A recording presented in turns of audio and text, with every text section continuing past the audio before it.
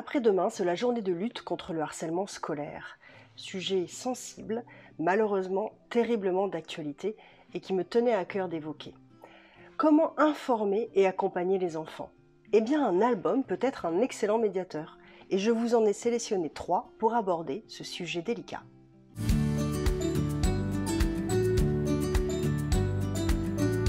Salut, c'est Doc Lily, pédiatre fan de littérature jeunesse. Certains sujets sont sensibles et délicats à aborder avec les enfants, et les parents ne savent pas forcément comment le faire. Eh bien, les albums de littérature jeunesse peuvent être un bon médiateur pour justement expliquer, mettre des mots, libérer la parole et engager la conversation avec eux. Tous les 15 jours, je vous propose 3 livres jeunesse pour aborder une thématique. Alors suivez-moi, abonnez-vous et partagez autour de vous. Aujourd'hui, on parle d'un sujet particulier, le harcèlement scolaire. Le harcèlement scolaire, c'est un sujet malheureusement d'actualité et très important. En fait, ça a toujours existé, mais enfin, on le prend au sérieux et on en parle. Oui, parce qu'avant, souvent, on balayait ça en disant que ce n'était que des histoires d'enfants. Eh bien non, c'est bien plus complexe et surtout bien plus délétère pour les enfants qui le subissent. Alors, c'est quoi ce harcèlement scolaire ? Eh bien, c'est une violence répétée qui peut être verbale, physique, psychologique, au sein de l'école, le fait d'une ou plusieurs personnes, plusieurs élèves, à l'encontre d'une victime qui ne peut pas se défendre et se sent du coup complètement isolée. Un peu comme si cette personne était attaquée par des animaux sauvages. Comme s'il y avait un renard dans son école.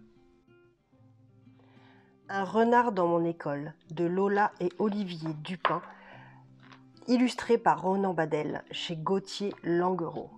Un album coup de poing indispensable, pertinent et fort. Il y a un renard dans cette école, un harceleur qui va se moquer de ce petit garçon à cause de ses lunettes. Dehors, tous les jours, tout le temps.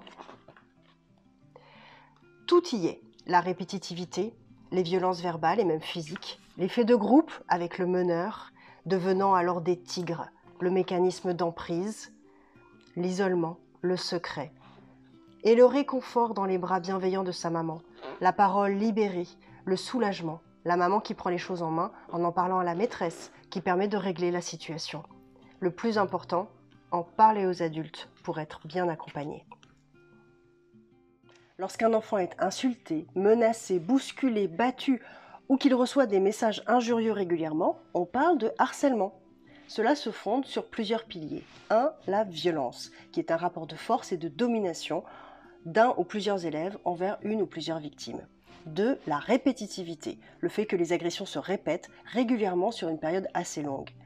Et 3. L'isolement de la victime qui ne se sent pas en capacité de se défendre. Le harcèlement se fonde souvent sur le rejet de la différence, sur la stigmatisation par rapport à certaines caractéristiques, physiques par exemple, le sexe, le genre, le handicap, ou même certains centres d'intérêt tout simplement. Le gouvernement a développé récemment un programme de lutte contre le harcèlement scolaire, avec des sensibilisations qui sont faites dans les écoles, et les professeurs qui sont maintenant mieux armés pour y remédier. Un site internet dédié très bien fait et intéressant, Non au harcèlement, est accessible à tous et je vous mets les références en description. Tout ça pour dire... Ça suffit. Ça suffit de Claudie Tanquet et Barou aux éditions des 400 coups. Le petit loup ne va pas bien, il ne veut plus aller à l'école parce qu'on l'embête et il décide d'y mettre un terme. Sauf que ce n'est pas si simple de s'opposer, d'affronter les autres qui sont en groupe, d'avoir le courage de dire stop. Dans la classe, à la cantine, à la sortie, de quoi le rendre plus en plus triste, tout le monde l'embête. La mécanique d'isolement et les sentiments douloureux sont parfaitement décrits, renforcés par les illustrations magnifiquement expressives. Et c'est à l'infirmière qu'il ose finalement parler, puis à la maîtresse qui va mettre les élèves devant leurs responsabilités et parler de respect. Bravo, un livre essentiel. Les harceleurs ne se rendent pas forcément compte du mal qu'ils font. Et il y a aussi un effet groupe qui est très délétère. Et les témoins n'osent rien dire de peur de devenir eux-mêmes les victimes. Il faut en parler, libérer la parole. Les victimes se sentent vraiment mal et déprimées. Et même parfois avec des idées noires. Et c'est pas si simple pour les parents de s'en rendre compte. Alors en parler, c'est leur permettre de savoir qu'ils peuvent venir vous voir si ça va pas, à vous, à l'enseignant ou à tout autre adulte de confiance. Il faut les accompagner, les soutenir. Un service téléphonique gratuit existe, le 30-20, pour toute victime ou témoin. Alors n'hésitez pas. Ben oui. Tout ça pour ne pas perdre son sourire. J'ai perdu mon sourire de Thierry Roberec et Philippe Gossens aux éditions Mijade. Une petite fille a perdu son sourire. C'est fait. Il n'est même pas dessiné. Elle ne comprend pas bien pourquoi, en fait. Mais elle est vraiment triste et mal, malgré les blagues et les questions et l'incompréhension de son entourage. Et puis l'explication arrive et la situation s'éclaire. On s'est moqué d'elle. Alors avec courage,